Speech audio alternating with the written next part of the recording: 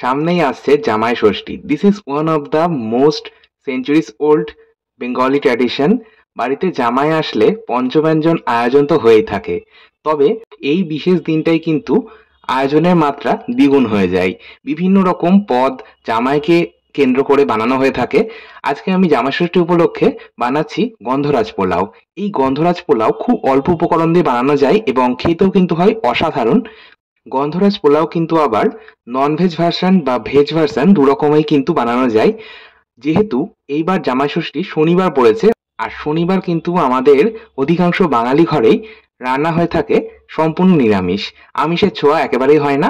তাই আমি এমন কিছু রেসিপি সিলেক্ট করেছি যেগুলো আপনারা দুরকম ভার্সনে বানাতে পারেন, মানে ভেজও বানাতে পারেন, নন ভেজও বানাতে পারেন।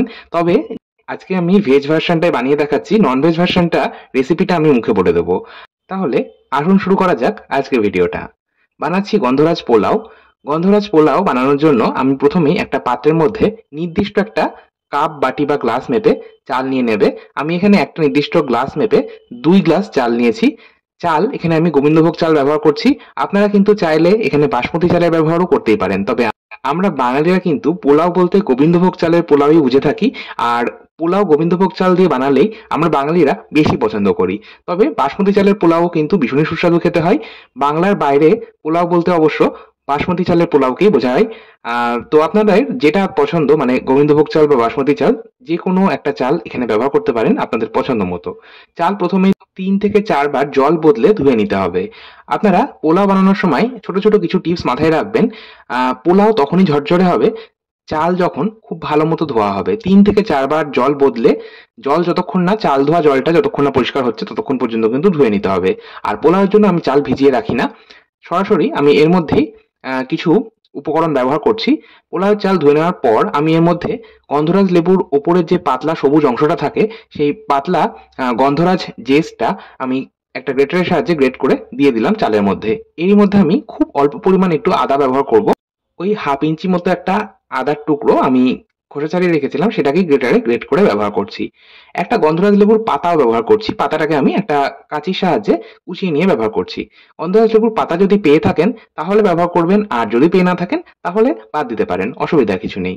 আচ্ছা, এরই মধ্যে আমি এবার দিয়ে দিয়েছি লবণ। আমি এখানে 1 চা চামচ মতন লবণ ব্যবহার করছি। লবণ যদি পরে প্রয়োজন পড়ে আবার ব্যবহার করব। এরই মধ্যে আমি খুব সামান্য একটু গোলমরিচ গুঁড়ো ব্যবহার করলাম, ওই হাফ চা চামচ মতন হবে। আর ব্যবহার করেছি জাস্ট খুব অল্প কয়েক দানা চিনি, হাফ চা চামচ মতো চিনি ব্যবহার করেছি। খুব অল্প পরিমাণ চিনি যদি চাল ম্যারিনেশনের সময় ব্যবহার করা হয় পোলাও বানানোর জন্য, তাহলে দেখবেন পোলাওটা কিন্তু একদম ঝরঝরে তৈরি হয়। এর আগে আমি অনেক রকম পোলাওয়ের রেসিপি আপনাদের সাথে শেয়ার করেছিলাম, সেখানে কিন্তু আমি এই ছোট ছোট টিপস গুলো অনেকবারই দিয়েছি।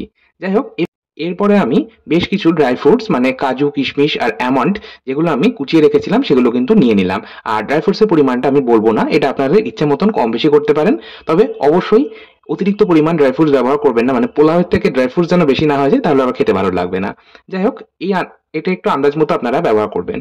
এবার আমি এর মধ্যেই গোটা গরম মসলা থেতো করে নিয়ে ব্যবহার করলাম। গোটা গরম মসলার মধ্যে নিয়েছিলাম 7 থেকে 8টা ছোট এলাচ, একটা হাফ ইঞ্চি থেকে একটু বেশি পরিমাণ দারচিনির টুকরো, 3 থেকে 4টে লবঙ্গ, বেশ কয়েকটা গোটা গোলমরিচ আর একটা জয়িত্রীর ফুল। এই মশলাগুলো হামানদিস্তার মধ্যে একটু ক্রাশ করে নিয়ে বা আধ ভাঙা মতন করে নিয়ে বা থেতো করে নিয়ে ব্যবহার করছি। এই মশলাগুলো একটু থেতো করে নিয়ে ব্যবহার করলে ফ্লেভারটা আরো বেশি ইনহ্যান্স করে।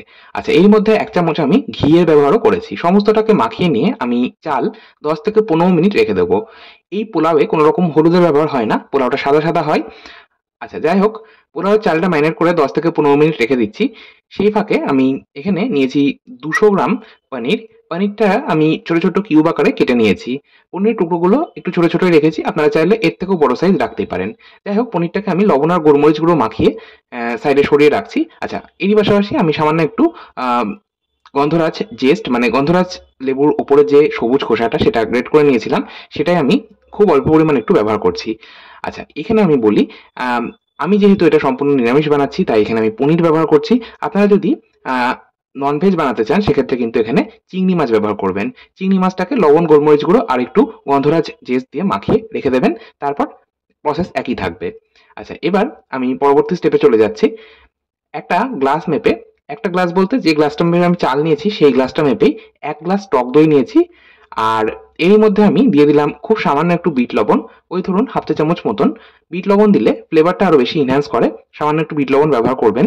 আর ব্যবহার করলাম গন্ধরাজ লেবু, যে গন্ধরাজ লেবুটা আমি গন্ধরাজ লেবুটা থেকে আমি জেস্ট কালেক্ট করেছিলাম, সেই গন্ধরাজ লেবুটাই আমি টুকরো করে নিয়ে রসটা সম্পূর্ণটাই দিয়ে দিলাম। আচ্ছা, এবার সমস্তটা একবার হ্যান্ড উইস্কের সাহায্যে মিশিয়ে নিলাম। দইটা ভালো মতো ফেটিয়ে নেওয়ার পর ওই একই গ্লাস মেপে আমি 3 গ্লাস গরম জল নিয়ে নেব। এখানে আমি একদম ফুটন্ত গরম জল ব্যবহার করছি। যেকোনো রান্নায় আমি সবসময় গরম জল ব্যবহার করি। আর বিশেষ করে বিভিন্ন রকম পোলাও কিংবা ডাল রান্না করার সময় অবশ্যই কিন্তু গরম জল ব্যবহার করবেন, ঠান্ডা জল একেবারেই ব্যবহার করবেন না। সমস্তটাকে দিয়ে আরো একবার মিশিয়ে নিলাম। তবে এই পর্যায়ে আমি একটু চিনি দিয়ে দিচ্ছি। এই পোলাওয়ে একটু চিনি অবশ্যই ব্যবহার করবে।